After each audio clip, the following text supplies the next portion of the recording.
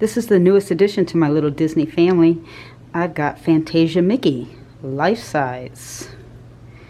I'll give you a little tour, just a quick little overview of him. His body, I can't get my camera wide angle enough to get his whole body. I'd have to get far, far away.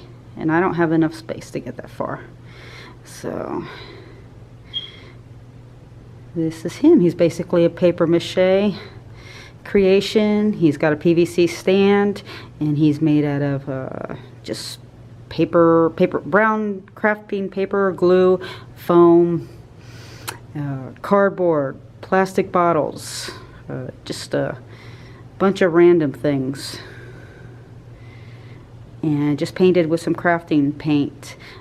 I'm planning to put him in the backyard, so I have to make sure he's waterproof. So he's not entirely finished yet. I have to find some waterproof materials I feel safe using with him, and then he'll be all done.